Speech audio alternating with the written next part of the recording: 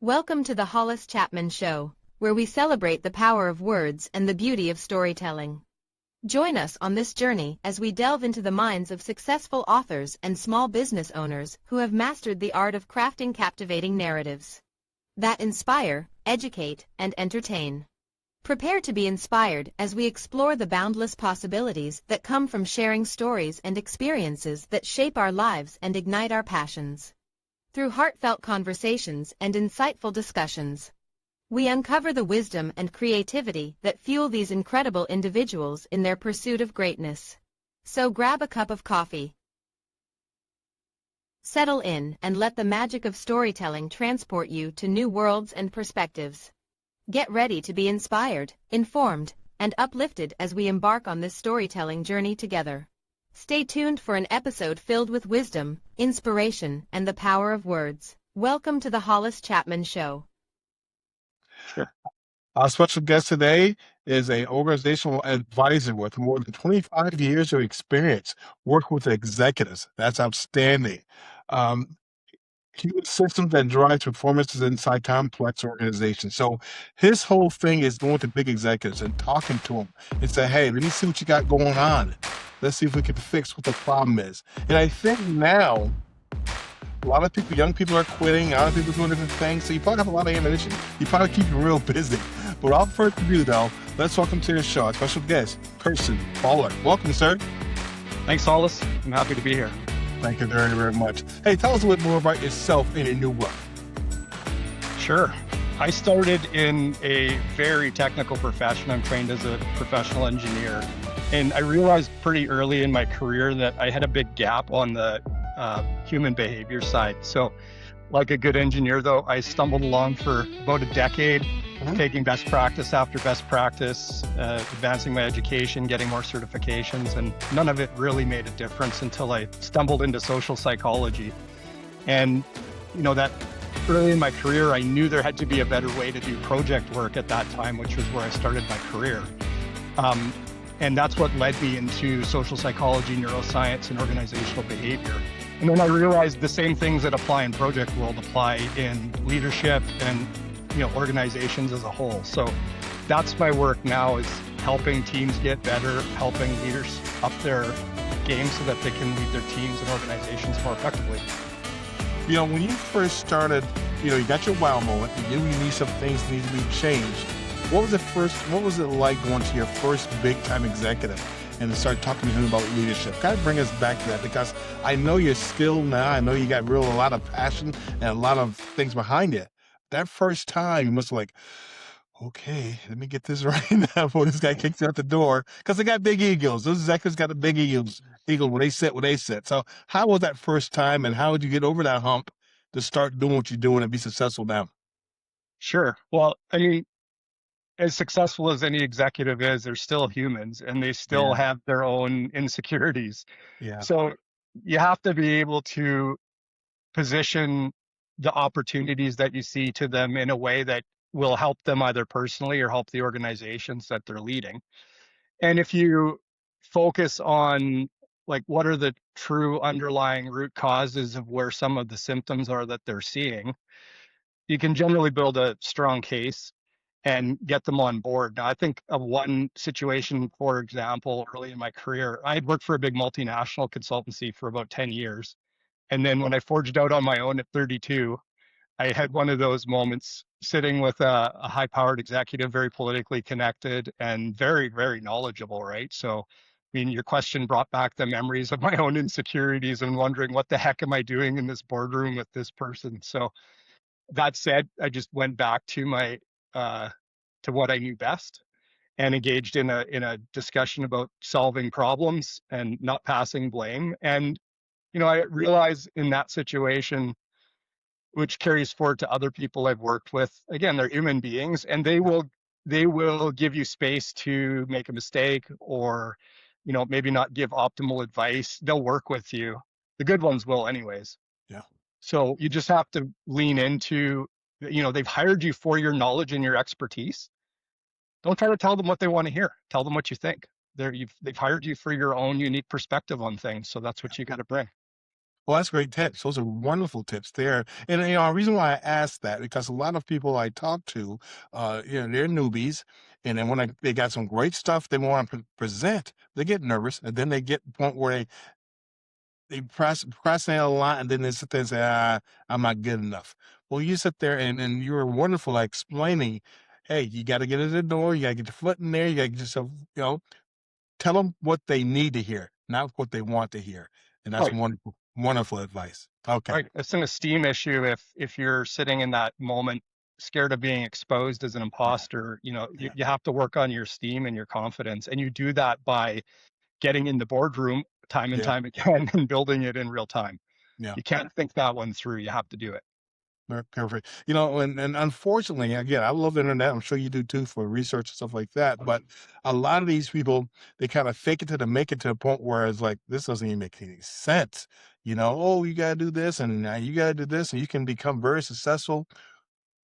And they're BSing and they're lying because anybody can get on the internet and talk about stuff and stuff like that. Give us your thoughts and opinions about some of the things you see on the internet when these influencers sit there and tell people they should be doing this and this. Well, sure. I'll be honest. I don't tune into a lot of the noise that's out there on social media. So I choose my sources very carefully. Yeah.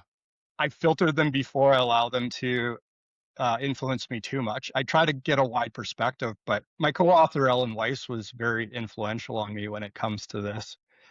So, you know, I would say seek out sources and resources from people that you trust and respect, and that are regarded as true thought leaders. And then spend some time listening to them and critically think about what are they bringing forward and how does this make sense? Because I was actually just chatting with Ellen about this earlier this week, and he was making the point to me that you can be provocative without having critical thinking skills. And I think that's what you're talking about is there's a lot of provocation out there, and you can do that without any substance underneath.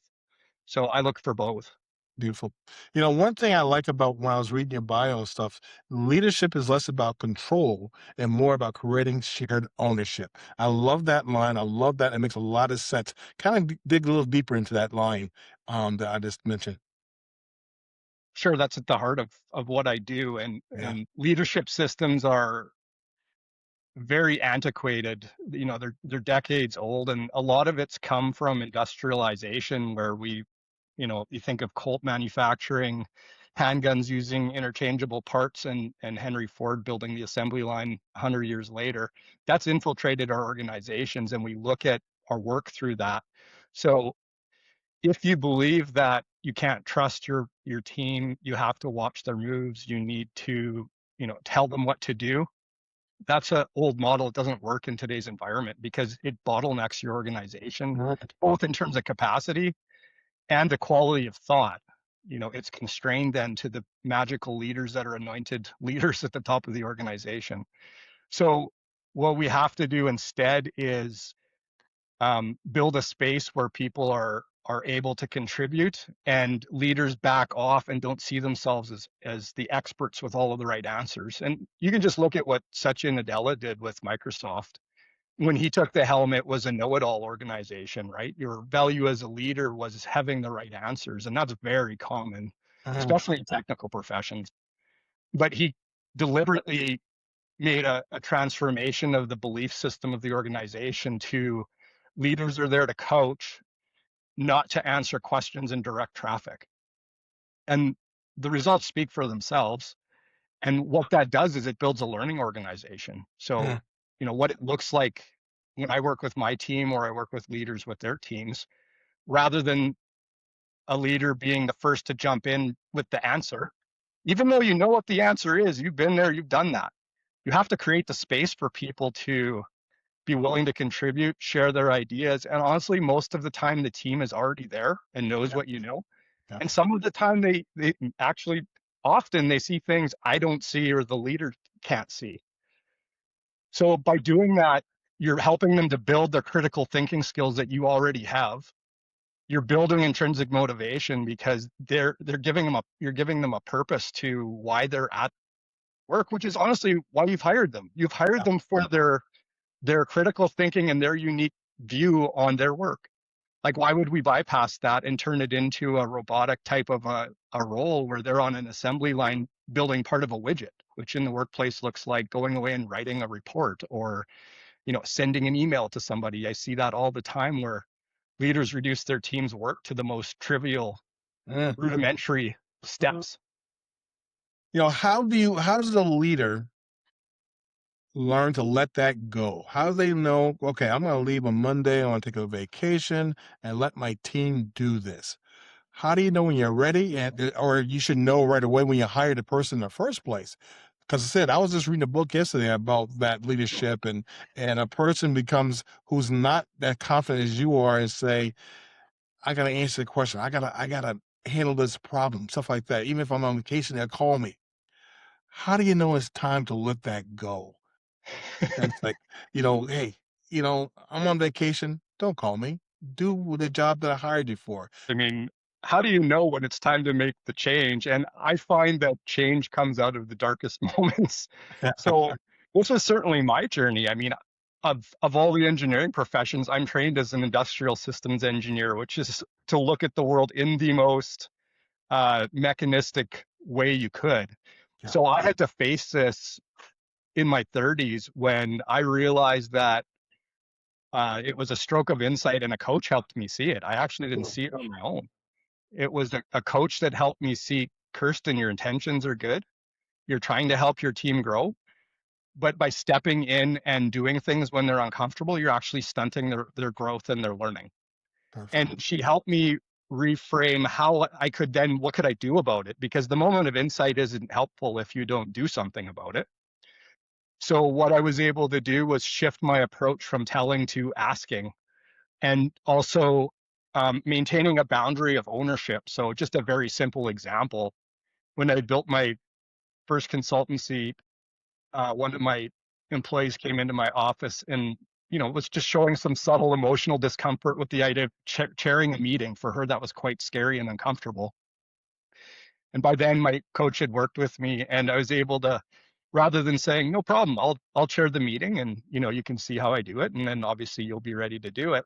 But instead I just said, okay, well, you know what's something that you could do to get ready for the meeting? What do you need from me to support you? Turning it into a discussion to empower them rather than take away ownership. So that plays out millions of times every day across corporate America and throughout the world. And that's where leaders need to make the shift, because if you don't, you're the bottleneck. You can't complain about how many hours you're working. You can't complain about, I hear often, why can't my team just do it by themselves? Yeah. It's because you're in the way. Yeah. Just read the book yesterday. I want the same things. That's wonderful. Okay, let's jump to your book, your wonderful book. What prompted you to write this wonderful book? Was there a wow moment there, or you and your co-founder sit there and say, okay, it's time now to write this book? Tell us about the book. I want you to tell us about the cover too, and the title, how that all came about. Go ahead, talk about the book. Right. Well, if I thought 2 years ago, would I write a book? That was the last thing on my radar. Yeah. So Alan Weiss, my co-author, we were talking about it, and he was a big encouragement to do that. Was one of my mentors, Ron, who I acknowledge in the acknowledgements, saying that you need to do this. So that was something that probably pushed me over the starting line. Behind that, though, it's astonishing when I look at how organizations function that human behavior is often the last thing on leaders' radars, or it's not even on their radar. They look at things like business process, organizational charts, how communication flows. They don't look at things like, why is my team not getting the report done? They don't understand that there's procrastination there potentially, let alone why their team members procrastinating. And even what do I do to help them move through that or manage that situation without taking ownership of it? So, I realized a long time ago that projects and organizations are successful because of human behavior. And our job as leaders is to create the environments that unlock human behavior. So leaders have to change how they show up and model a belief and attitude system, which I call the unwritten rules of engagement in our organizations. Despite the values and missions, everything that's on the wall, you have to live it, breathe it, and behave it to show everybody what those rules of engagement are. And that's really the linchpin in what makes everything in organizations successful. And more interestingly, now with the onslaught of technology, this is your competitive advantage, both as an employee or as a leader or as an organization, is unlocking the human potential, because technology is outsourcing. You're outsourcing low level cognitive work to technology. AI can do basic things now. That's low level cognitive work for humans. And if you position yourself as a person who just does what they're told, you're already obsolete. Mm. So um, you need to lean into how do we unlock and harness the higher level cognitive work that human brains are really good at. So my wife's a medical doctor, and for her, she's astonished at how good AI can be at feeding some symptoms in and getting some diagnostics back, and even remembering things she forgot about. Yeah. She's a specialist. Yet when it comes to the high level, her true value now has become nuance and subtleties and context with her patients, which is the high level cognitive work. She can take the retrieval of information from AI and some recommendations on symptoms and turn it into something that's more accurate. That's what I'm talking about in the workplace, is better decision making, faster decisions, using AI as a supporting tool, but not a substitute for all of human cognition. Outstanding. The title, The Hidden Project Drivers, Building Behavior That Drives Success. How did that title come about? And kind of explain that title for us. Yeah, it goes back to maybe where I started the last question, which was, this is the hidden unlock that Mm. I'm astonished that most people don't see, but it's very natural in the way that we are brought into the business world. We go through university, we get MBAs, and human behavior is not really on the agenda. And even things like psychology are looked down on from other disciplines in large part. Yet, like, what else do we have in our organizations if not the humans that we've hired, and the brains between their ears and their the skills and unique perspectives that they have? So it was really just saying, hey, look, there's something that's totally hidden to you that is important here, and that's what this book is about. So that would tie into the subtitle, Yeah. which is about shaping the environment and unlocking the productive behaviors that you need to be successful, organization wide and in project world. They're the same, very similar. Did you come up with the title and the cover of the book? Is that you? Yeah, well, Oh, Ellen helped me a bit. So I think Ellen actually said, "Hey, I think your book is this," okay. and so he helped me with that. And then uh, I worked on the cover design with a designer, and that's what we landed on. Okay, it's beautiful. So if I'm starting something with a team and it's not plans and the tools could be the AI now, what is it about? What is it about to how us to make my team successful? It's about creating that environment that will encourage the behaviors you want. So I'll give you an example. I was working with a client recently, a senior leader, um, on the most important initiative that organization had ever undertaken, had the eyes of the highest levels of executives in the organization. And that turned into a lot of self-imposed pressure on the team, and in particular, the leader responsible for it. And in one moment, she had trouble containing the anxiety and stress of that burden she was putting on herself. So she lashed out at one of the team members, not in an unpleasant way, not in yelling or name calling by any means, but she was quite unhappy with somebody feeling they hadn't fulfilled their role or what they were supposed to do. And she sent an email that said, um, laid out, took going back to the role description and said, these are your roles, bullet point, and you're not doing them. And without ever talking to the person once, it was just an email that came out of the blue to the victim on the receiving end of it.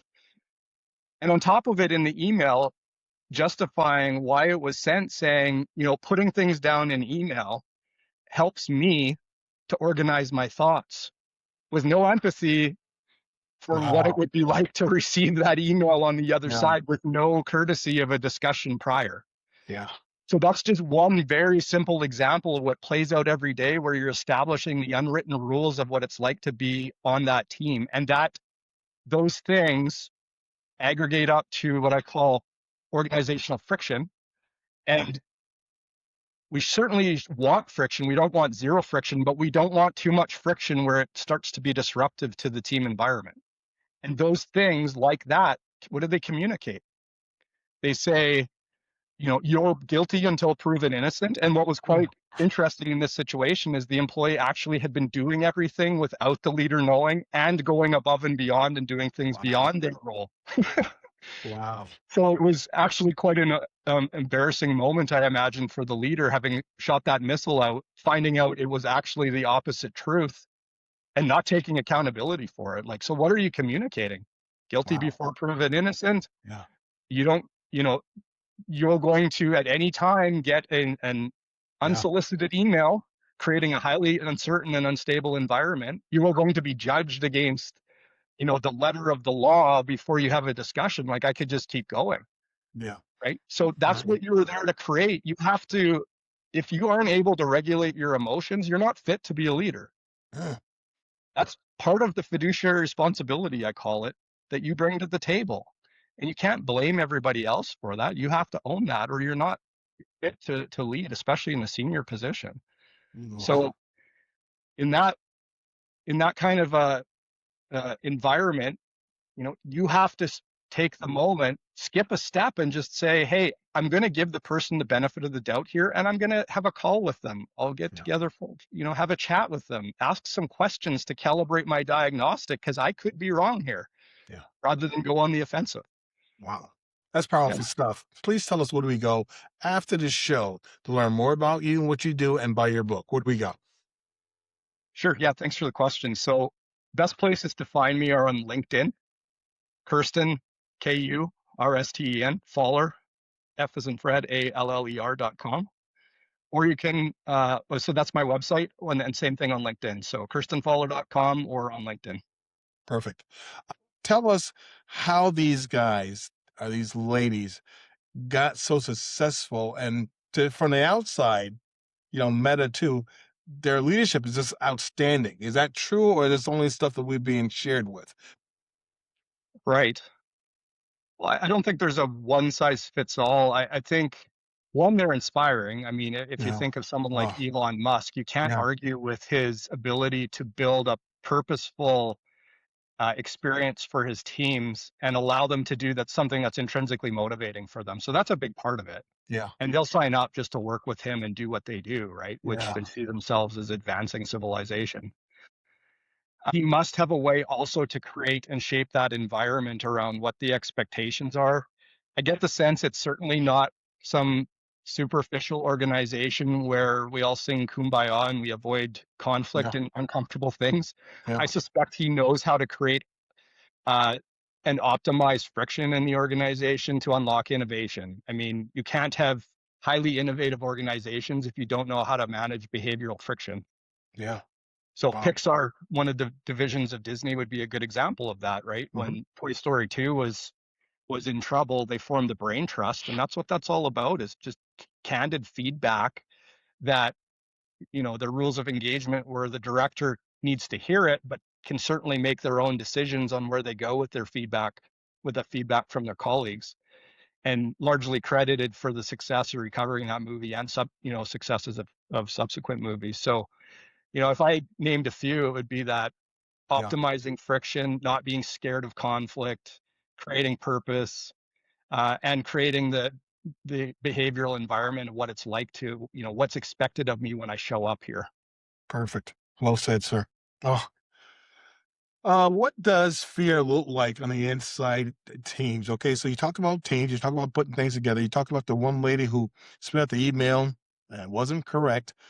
Is there other things that you make when you walk into a business and maybe the population didn't see it, but you walked in, you start talking to people, you say, "Oh shoot, there's a lot of fear in this organization."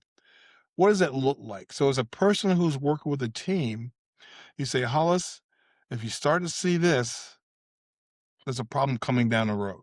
So if I'm working with somebody, all of a sudden everybody's not really talking to each other, it's like walking on the eggshells and stuff like that. Is there potential to be a big problem if you see that in an organization? Because I have seen it myself. I mentioned names, but it's like, this is not good. I'm waiting for somebody to quit because this is not good. The eggshells don't want to go to work. You can't wait to get off work and stuff like that. Is that the start of saying this is going to be a bad thing? That's actually the end. Like if it's at that point, Yeah, you got a big problem. yeah, So I use language. If you are present and listen to what people say and how they say it, and it's really about empathy. In the book, I talk about the three dimensions of empathy: experiential, intellectual, and emotional. That's the way into understanding what somebody else may or may not be experiencing on the other side. And the patterns are very repeatable. So when I listen and I pick up on some fear, normally I can have a pretty good idea what the narrative is going on inside somebody. And so I'm looking for subtle things because, like I said, if it gets to the point with what you're talking about, they got a big challenge there that they've got to yeah, shift. yeah. But it will look like subtle things behaviorally. Procrastination's always rooted in fear of something. Often it's Right. fear of being exposed as incompetent, fear of judgment. So what do? We avoid the emotional discomfort of writing the report or sending the email. And so if you see somebody that isn't getting something done, pretty good sign that there's procrastination underneath there, and it's pretty easy to ask a couple of questions to find, is that it's an emotional regulation issue is what it is at its heart. Yeah.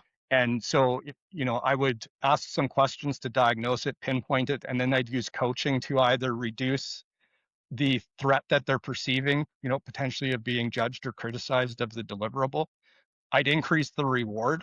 Mm.